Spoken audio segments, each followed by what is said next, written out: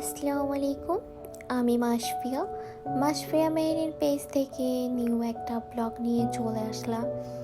আজকে সকাল সকাল ঘুম থেকে উঠেই আমি ফজরের নামাজ পড়ে ভাবলাম যে আর বাসায় ভালো লাগতেছে না, যাই কোথাও একটা ঘুরে আসি বা গাড়ি নিয়ে বের হয়ে সকালের দিনটা একটু দেখি।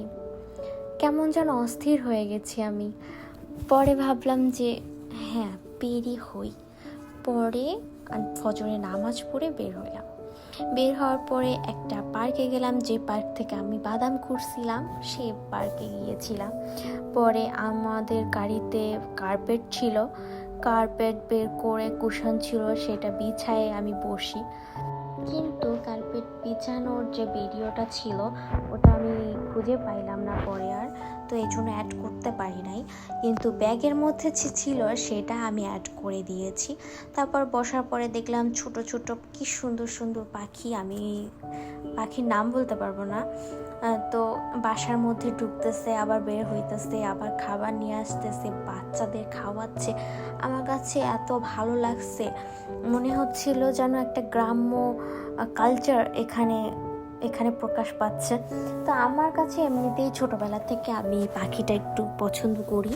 আর ওইখানে পাখির বাসাগুলো অনেক কাছ থেকে দেখতেছিলাম, পাখিগুলো উঠতেছিল, পাখিগুলো আবার সামনে বারবার আয়েশা দাঁড়াচ্ছিল, এই যে ঘাসের উপরেও আসতেছিল, আবার উপরেও উঠতেছিল। আমার কাছে সব মিলায়ে অনেক সুন্দর লাগছে। তারপরে পরিবেশটা এত সুন্দর ছিল, আমি আর কার্পেটের উপরে বসে থাকতে পারি নাই। আমি উঠে হাঁটাহাঁটি শুরু করছি এবং খালি পায়ে হাঁটাহাঁটি করতেছিলাম। কারণ কি হচ্ছে, ঘাসের উপরে শিশির ছিল, তারপরে হচ্ছে গিয়ে এখানকার ঘাস হচ্ছে গিয়ে পানি দিয়ে হচ্ছে গিয়ে সবসময় অনেক সুন্দর পরিষ্কার পরিচ্ছন্ন করে রাখে। তো এই জন্য আমার কাছে খুবই ভালো লাগতেছিল হাঁটতে, তো এই জন্য আমি খালি পায়ে হাঁটা শুরু করেছি। তারপরে এখানে অনেক কবুতর ছিল, পাখি ছিল, আকাশটা এত সুন্দর লাগতেছিল, এত সুন্দর বাতাস। তারপর দেখো কত কাঠগোলাপ ঝুলে ঝুলে আছে গাছে, আমার সব মিলাইয়া এত ভালো লাগতেছিল। আসলে সকালটা অনেক সুন্দর হয়। আমি আগেও সকালে ঘুরেছি, তবে অনেক অনেক সকাল থাকে যেটা কখনো ভোলার হয় না। তো প্রত্যেকটা সকালই সুন্দর, ফজরের আজানের পর সকালটা অনেক সুন্দর থাকে। এই জন্য আমি মনে করি সবার হলেও একবার সকালটা দেখা উচিত। তো তারপর হচ্ছে কি আমি ফুলগুলো দেখতেছিলাম, তারপরে যে ঘাসের উপরে খালি পায়ে হাঁটতেছিলাম, তখন একটু ভিডিও করলাম।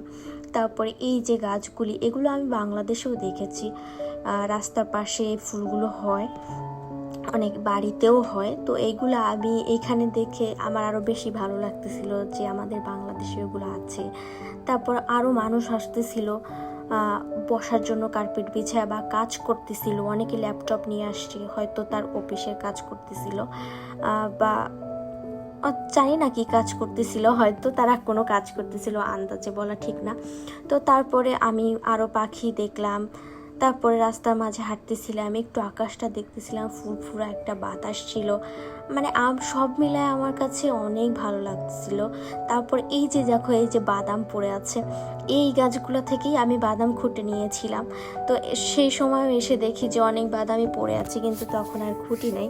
তখন ওই বাদাম খোঁটার মতন ফিলিংস কাজ করে নাই। তখন হচ্ছে গিয়ে পরিবেশটা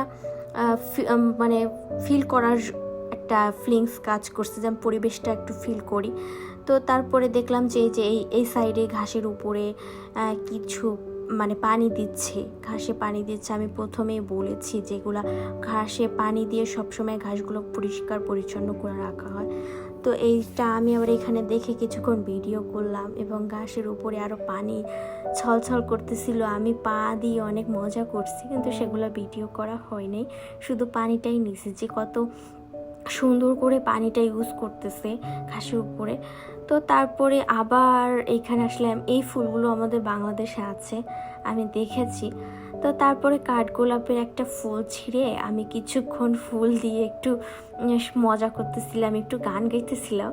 আমার কাছে সব মিলে অনেক সুন্দর লাগছে। তো কাঠগোলাপ ঘোরাতে ঘোরাতে পরে দেখি কি বিড়ালের বাচ্চা কি সুন্দর করে খেলা করতেছে, মা পাশে বসে আছে, হয়তো ট্রেনিং দিতেছে কীভাবে গাছে উঠতে হবে বা কীভাবে মজা করতে হয়, খেলা করতে হয়, এটা মনে হয় শেখাচ্ছিল। আমার যতটুকু মনে হইলো, আমার কাছে এত কিউট লাগতেছিল। আমি অনেকক্ষণ ধরে ওদের ওদের এইগুলা দেখতেছিলাম যে কিভাবে কি করতেছি, আবার মা কিভাবে বকতেছি, মানে আমি ফিল করতেছিলাম এটা। তো তারপরে আমি ভাবলাম যে এখন বাসায় চলে যাওয়া যাক, অনেকক্ষণ তো ঘোরাঘুরি হলো। তারপরে আমার এই ব্লগ এই পর্যন্তই। সবাই ভালো থাকবেন এবং বেশি বেশি করে দোয়া করবেন এবং সাপোর্ট করবেন। আল্লাহ হাফেজ।